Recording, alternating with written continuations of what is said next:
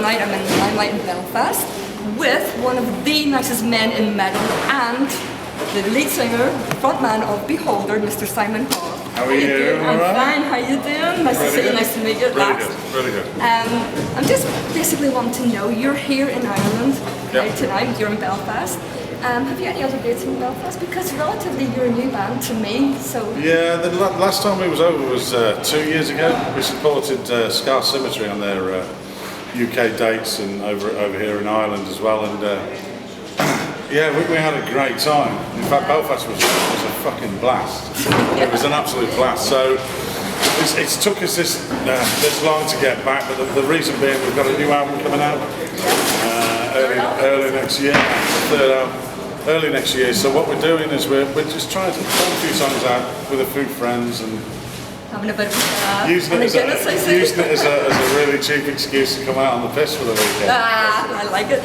Yeah. So yeah, it's good to be back. It is one that we were looking at because I've known James for a good while now, the promoter. Yes. And he's one of the good guys. You know, there's some disreputable bastards out there, but James is one of the good guys, and we like working with him. So yeah, it's good to be back. So. And so you're really basically taking a break from the studio, are you? Yeah. Close to the finishing of the album. Yeah. Vocal tracking's done pretty much now. What are we now? The end of September. Yeah, but we should have it mixed and mastered and ready for production by December. So it probably won't be out until December, January, February, March. Because we like to give it like a 3-month period of giving the promotion. And, we're putting a lot behind the promo this time. The reason being, this is the best thing we've done. Yeah, it's one that we've taken the time doing. One that Scott and Chris have really honed in on the musicality of it. And I've sort of gone to town on the vocals. It's a lot different to the last couple of albums. You're probably here tonight. We're going to play a few tonight.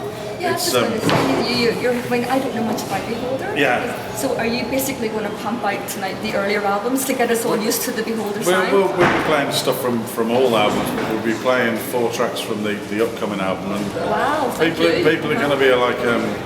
I hope they get it. It's a little bit more melodic, it's a bit more laid back, and it's still angry and vitriol and pissy and sort of shouts and screams at the world, but no covers, no cover versions. So yeah, but we're really pleased with it. It's something that we've got a lot behind the promo to this, because I think it's something it's going to make a lot of difference to music, to the underground. You're growing as a band. Yeah. I mean, the first album we did with Simon Cliff with Gimli was. If you listen back to the first album, there was like a power metal influenced song, there was a thrash metal influenced song, there was a hard rock influenced song, and the songs in their entirety were great, but they never really melded. Okay. The last album, The Order of Chaos, was a really fucking angry album. There was a lot of anger in there, and it was also Scott's first album with the band, and we were just finding our feet, and it felt great at the time. But now we're looking at what we're doing with Reflections, which is the name of the album. Wow, thank you. Yeah, that's there a you great go. Name. That is a great name. That's actually what you've just been saying. Yeah, it is, and there's a lot more vocal harmony, a lot more vocal melody, a lot more melodic guitars. It's not a soft album; it's still an angry, vitriol album, but it's got a lot of big choruses. And you feel like you've gone up a notch. Yeah, and it's also not so down in the mouth. It's shouting and screaming at all the bad people in the world, but it's also saying, we can do this. That's what I was going to say. You're going to carry on the theme where you are. Yeah. You're a voice. How important do you think it is to have a voice when you're in your position to actually put out a message to younger people? The fact of the matter is, look, the fact of the matter is there's room for everybody in heavy metal. You can have the Sabatons of this world, which are fantastic bands, but they don't scream and shout about what goes on in the real world now. They scream and shout about, what happened in the past, which is pretty cool, and I like that, But for Beholder, the fact is I'm sort of politically charged, if you like. I sort of see day to day what's going on, and it's something that bothers me. The world, as being a father of a daughter, it bothers me. There's a lot in the world that really fucking bothers me, and I guess I would love to be Ronnie James Dio and sing about fucking rainbows and dragons, and I'd love to have that sensibility of writing it, but I can't. Every time I put pen to paper, it sort of veers down the road This of is being... what comes out of you? Yeah, it veers down the road of being really fucking angry. But it's people like, I mean, people have said you cannot change the world, but you can be the change in the world. Is that what you think you're doing with your band?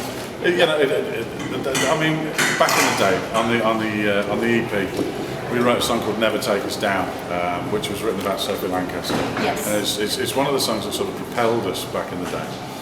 And you're right, you can only do so much, yes. but the fact is if you're doing something, you're doing something. And I remember we headlined the Beermageddon Festival about 2-3 years ago.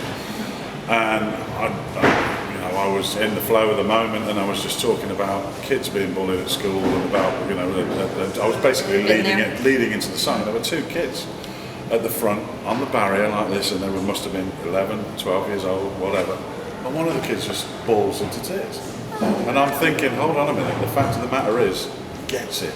He understands what we're trying to say, and what we're trying to stick up for him. So, I've never ever, and nor have the band ever thought of Beholder as being a political band or a band that has ever, gone in that direction. It's just the fact that we've always been honest. We could never not be honest. With the messages? With the messages, with the music, with the way that we refuse to have buy-ons, we refuse to buy onto tours, we refuse to fucking sell out to record labels and give them our fucking material for you. We just fucking refuse, and we're one of the bands that has always sort of led from the front in the respect of the DIY movement. We've always said that bands should have full ownership of their own music, they should have full ownership of their own distribution. Bit more control. More control. Yeah. Absolutely. That brings me to another thought as well. I mean, metal itself seems to be. Do you think that metal itself is quite a closed genre? It's hard for outsiders to get into, but with the message that you were putting out to people, do you think that opens it up to a wider audience? Yeah, I hope so. I mean, that's not the reason why. I mean, there's not a marketing ploy behind any of this, not at all. Not in any way, shape, or form. But yeah, I mean, why not? I mean, if it speaks to people, then cool. Exactly. Then great. I'm well up for that. So, fantastic. I was going to say, you touched on the fact there that the Sophie Lancaster stage, you are a very busy man. You promote the stage, you promote bands coming to the Bloodstock Festival. How did that go for you this year? Can I just go Hectic. Yeah, Bloodstock. I've worked for them for about 7 years now. I'm one of the bookers. I book on the Sophie stage, the New Blood stage, the Jaeger stage, along with Vicky, who books on the main stage. Okay. We work as a tight-knit little unit that sort of puts on the bands there. But I'm also the production manager, so I deal with all the amps and the drums and the fucking lighting. The heartaches and the headaches. Yeah, and how do you get the time to keep a band divas together and tour? Because you've just done a monster of a tour around the UK as well. Yeah, I just keep together with the help of alcohol. The beer. Basically. Alcohol and a smile on my face. I could never moan about the job I do. Do your beers or spinach then? Yeah, beer is my spinach. Now that is going on my fucking tombstone. Popeye move Beer over. was Simon my Hall is spinach. here. Spike Milligan had a great one on his tombstone, didn't he? It says, I told you I was poorly. Or I told you I was ill or something like that. Speaking of which, what would be on your epitaph and why? I reckon beer is my spinach now. Beer is your spinach. There you go. Yeah. You heard it here first on Rock and Low. Beer is Simon Hall's spinach. Absolutely fucking right. So you're playing tonight in Belfast. Yeah. Are you playing anywhere else in Ireland? Yeah, we're off to Dublin tomorrow to play the Unleash Festival. And we're playing there with Heart of a Coward, which is looking like it's going to be a sellout. That looks really good. And then we're off to Limerick. We've never been to Limerick. Neither have I. It's on the day when England play Wales in the rugby, so stands a chance it could be an interesting day. It could be an interesting day, so yeah, I'm looking forward to getting to Limerick. You might never get out of the place again. I've heard it knows how to drink. Yeah, that's what everybody says to me. Limerick knows how to drink. Hopefully, and then when the new album comes out, what was the name again? Reflections. Reflections. Hopefully, when the new album comes out, you'll come back and see it. Yeah, we make it a thing, because I really didn't know about you until I saw you at the we definitely will come back a lot sooner than, as I say, it's taken us 2 years to get here. Yes. So. But yeah, we will be back a lot sooner. So this is a nice wee welcome break then from the studio. Yeah, it is. It is. Yeah, we're sort of. It gets to the point where we've been in the studio for so long that you kind of, looking at each other with daggers, and it's like, we need to go and chill out, drink beer, and You know what? You've been a gentleman. I'm going to let you get back Brenda, to the gig. thank you. You've been an absolute. He's a brilliant guy. I know that was almost rap, that wasn't it? Yeah, get it, because I hug yourself. Thank you. See ya. Thank you.